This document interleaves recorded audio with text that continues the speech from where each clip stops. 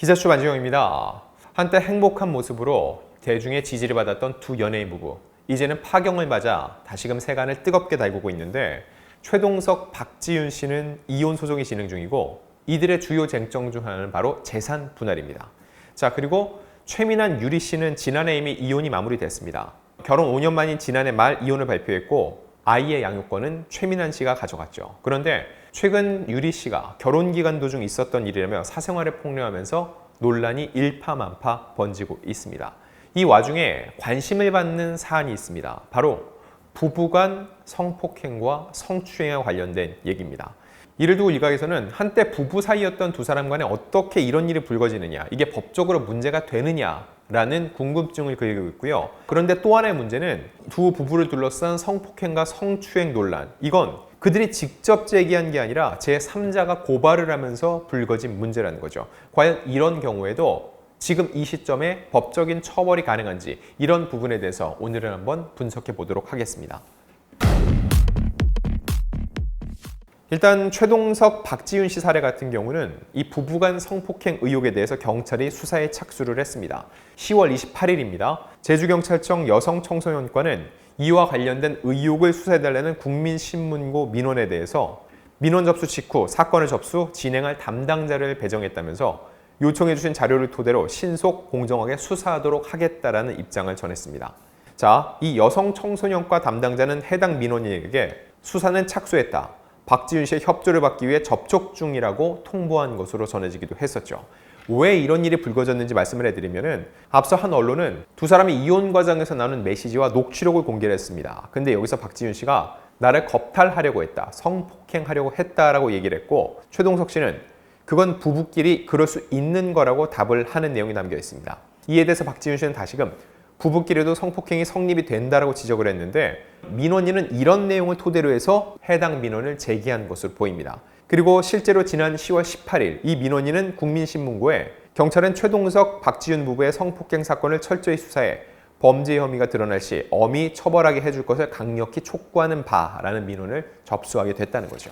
자, 그럼 부부간 성폭행은 과연 성립이 되나? 이건 지난 2013년 대법원 판례가 있습니다. 그때 처음으로 대법원이 부부간 성폭행을 인정을 했죠. 사실 기간이 얼마 되지 않습니다. 11년 정도가 됐으니까 그 이전에는 이를 인정하지 않았다는 거죠. 실질적인 혼인관계가 유지되지 않을 때 이런 일이 불거지면 당연히 처벌을 받고요. 실질적인 혼인관계가 유지가 되는 경우라 하더라도 상대방이 원치 않는 행위를 했을 경우에는 처벌받을 수 있다는 결론이 대법원에서 내려진 거라 볼 수 있습니다. 자, 이를 두고선 친고죄 아닌가요? 라고 궁금해하게 되는데, 친고죄라고 하는 거는 범죄의 피해자나 법정 대리인 등 이 고소권자의 고소가 있어야 공소를 제기할 수 있는 범죄를 얘기를 합니다.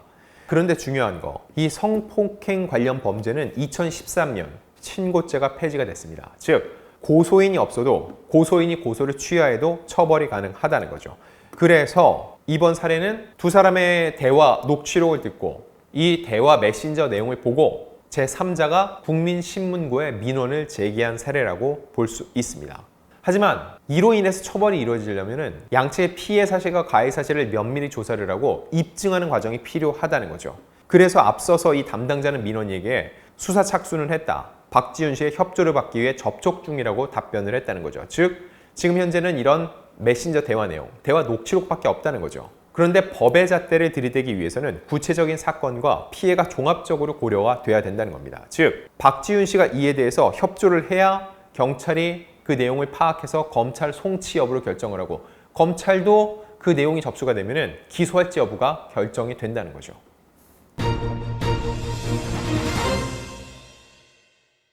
하지만 두 사람 모두 아이들을 위해서 이 싸움을 하고 있다는 단서를 달고 있기 때문에 여기까지 갈 가능성은 높지 않다는 게 일반적인 분석입니다.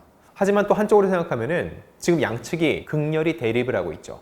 여기서 유리한 고지를 선점하기 위해서 이를 문제 삼을 가능성을 완전히 배제할 수 없습니다. 물론 이에 대해서도 그 피해에 대한 입증 책임은 다름 아닌 박지윤 씨가 지게 됩니다. 만약에 박지윤 씨가 이에 대해서 문제를 삼고 구체적인 입증이 가능하다면 최동석 씨 입장에서는 처벌을 최소화하기 위해서 결국은 합의가 중요해집니다. 이런 경우에는 박지윤 씨가 전체 소송에서 유리해질 수도 있기 때문에 과연 경찰 수사가 시작된 이 상황 속에서 이 사안을 양측이 어떻게 받아들일지 또 어떤 식으로 활용할지 여부도 굉장히 중요한 쟁점이 될 수밖에 없다는 거죠. 자, 다음은 최민환, 유리 씨의 사례를 보겠습니다. 지난 10월 29일 온라인 커뮤니티에는 최민환 씨를 성폭력 처벌법 위반 혐의로 서울 강남경찰서에 수사 의뢰를 했다는 인증글이 올라왔습니다.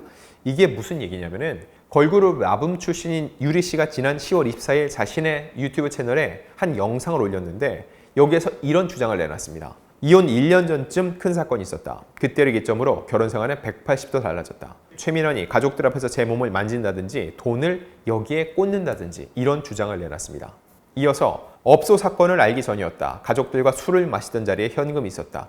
시어머니는 설거지 중이었고 저랑 전 남편이 앉아 있었는데 갑자기 잠옷 컬러 가슴 쪽에 돈을 반 접어서 끼웠다. 내가 업소를 가봤겠나 뭘 알겠나. 나중에 그 사건을 알고 보니 습관이었던 거다라고 폭로성 주장을 내놨습니다. 자, 이 내용을 본 작성자는 최민환이 가족들이 함께 있는 자리에서 아내의 가슴이나 주요 부위를 만지는 행위는 자유롭고 평등한 개인의 성적 자기결정권이라는 보호법익에 부합하지 아니한다면서 이는 상대방의 신체에 대해 불법한 유영력을 행사한 것으로 간주할 수 있는 만큼 강제추행죄 범죄 구성 요건에 해당될 것으로 판단된다라면서 수사 의뢰를 한 이유를 밝혔습니다. 실제로 이 민원인의 주장이 어느 정도 법에 부합이 되는지를 한번 판단해 보면은 일단 성폭력 범죄 처벌 등에 관한 특례법 제5조를 보면은 이 5조 내용이 친족 관계에 있어서 이런 문제가 불거졌을 때에 대한 내용을 포함하고 있습니다. 첫 번째는 친족 관계인 사람이 폭행 또는 협박으로 사람을 해한 경우 7년 이상의 유기징역에 처할 수 있습니다. 7년 이상입니다.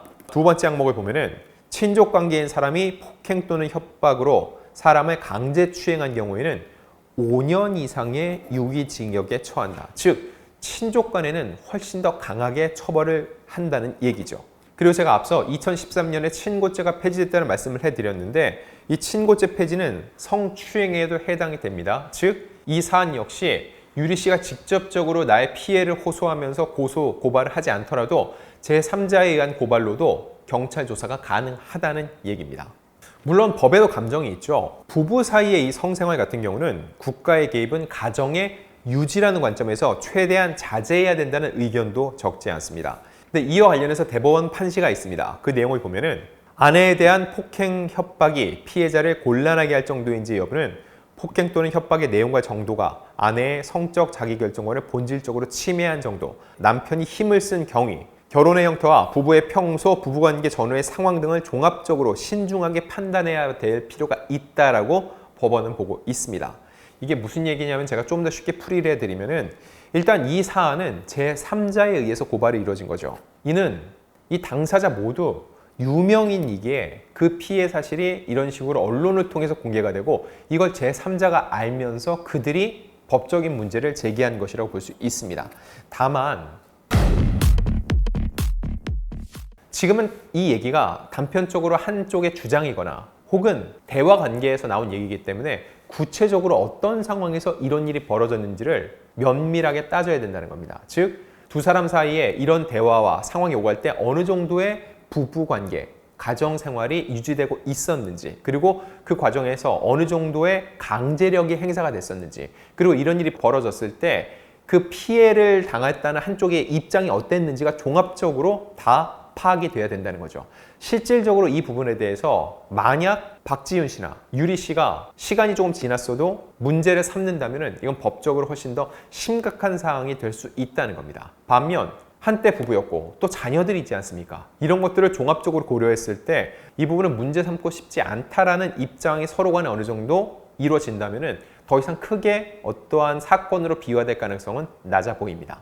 일단 최동석, 박지윤 그리고 최민환, 유리 모두 방송인 부부, 아이돌 출신 부부로서 한때 굉장히 많은 스포트라이트와 지지를 받았던 부부들입니다. 하지만 지금은 그 누구보다도 서로에 대한 미운 감정을 표출하면서 공격을 주고받고 있는데 과연 이 사태, 어떠한 결론에 도달하게 될지 모르겠지만 이 사안 속에서 가장 피해를 받는 건 그들의 가족들입니다. 최민환, 유리 같은 경우는 아이들이 어리지만 이미 슈퍼맨이 돌아왔다 등의 예능을 통해서 그들의 얼굴이 노출된 적이 있죠.